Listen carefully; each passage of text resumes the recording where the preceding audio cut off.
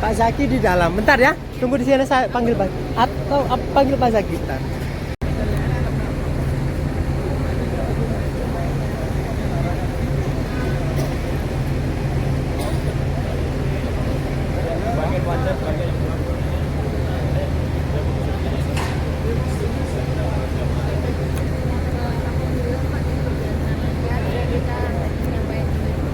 Ayo silakan Bapak, silakan ikut saya Pak, silakan.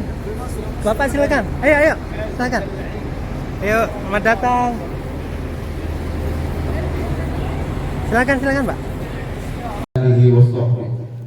Allahumma shalli ala sayyidina Muhammadin salatan taftahu biha lana futuhal arifin wa tufaqqihuna biha fid-din wa ala alihi wa sahbihi. Assalamualaikum warahmatullahi wabarakatuh.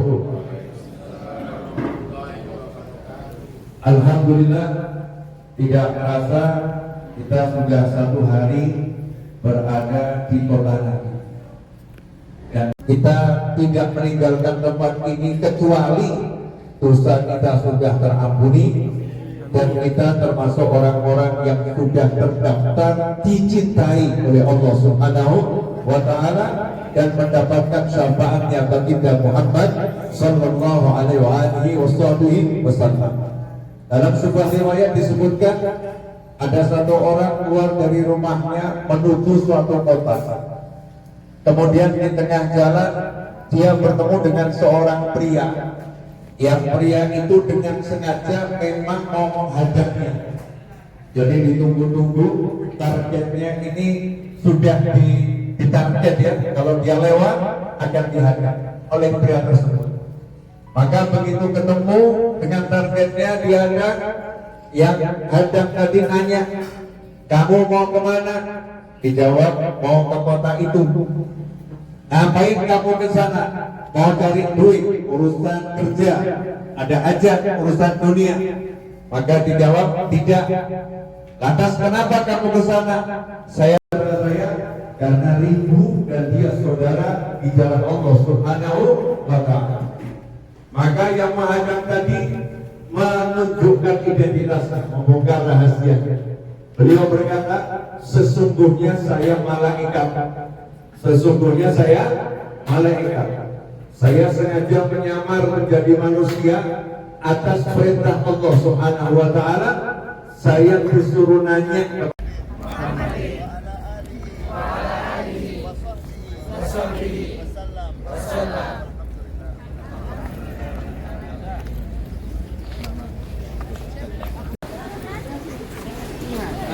ibu kiri ya. Ibu kiri.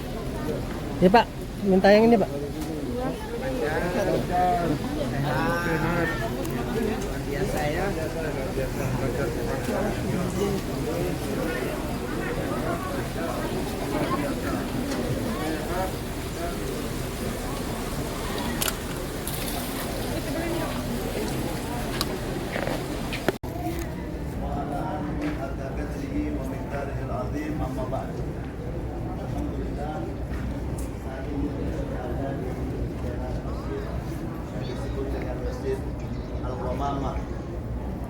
Mama ini Tengah-tengah mungkin. Al-Idain. Boleh yang mau duduk ibu-ibu. Ini boleh duduk. Saya dikasih kursi. Saya senang berdiri.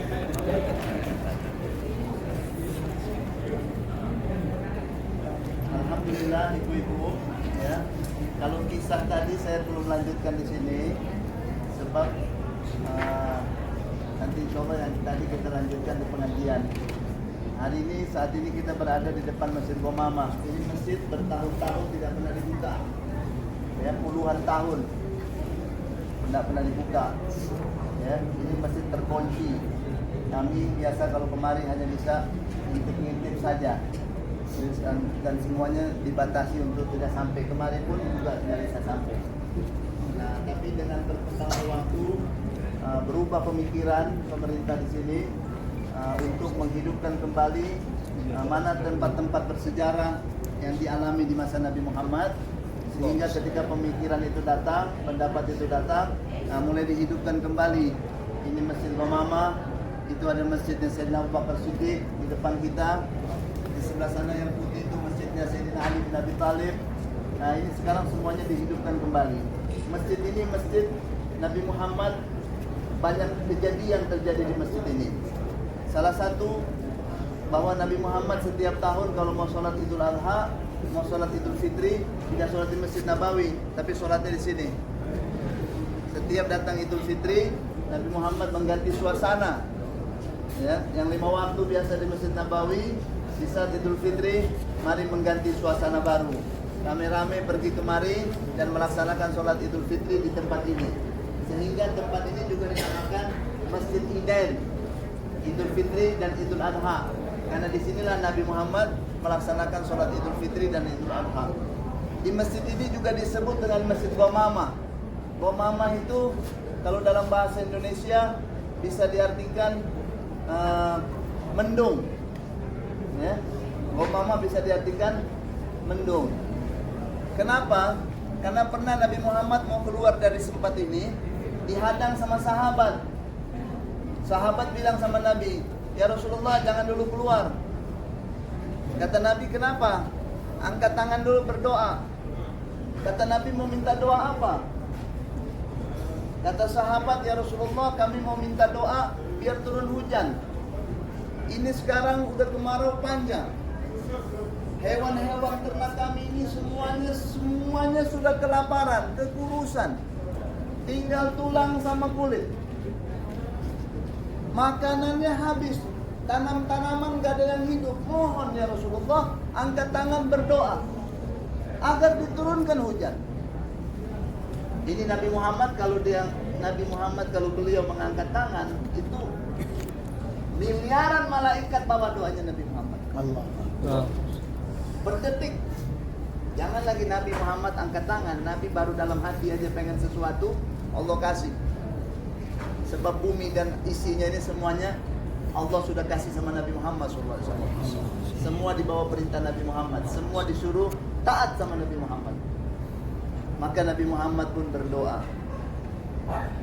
"Ya Allah, turunkanlah hujan. Allahumma skina wa aghithna."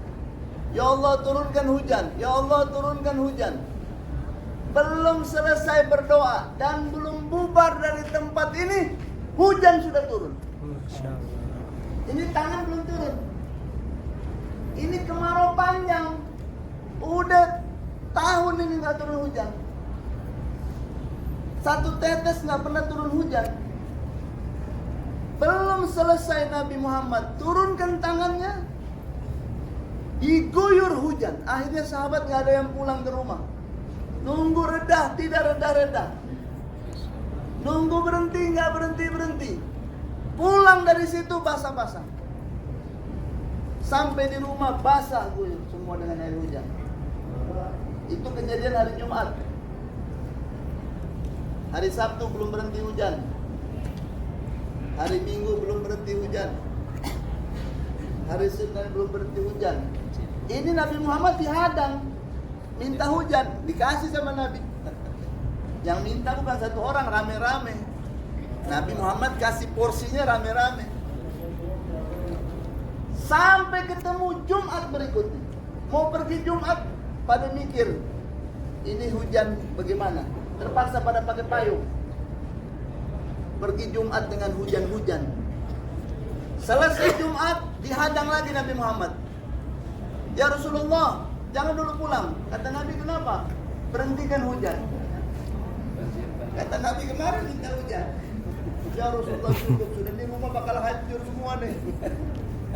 Jadi bagaimana kata Nabi?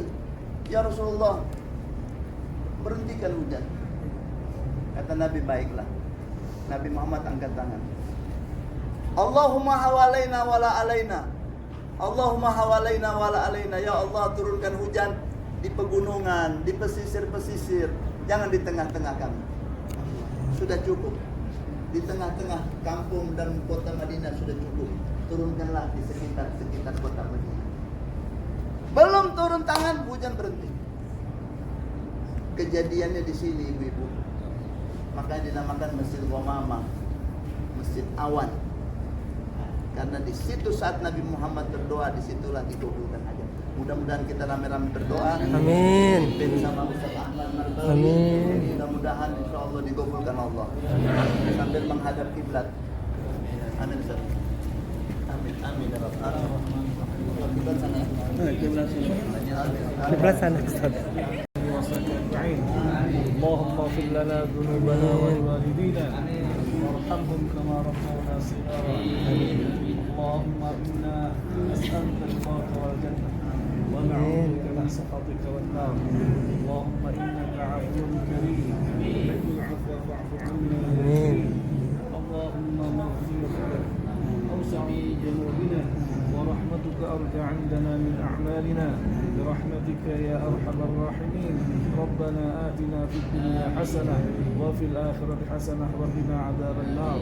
صلى الله على سيدنا محمد وعلى آله وصحبه أجمعين. سبحان ربك رب العزة عما يصفون وسلام على المرسلين والحمد لله رب العالمين. الفاتحة.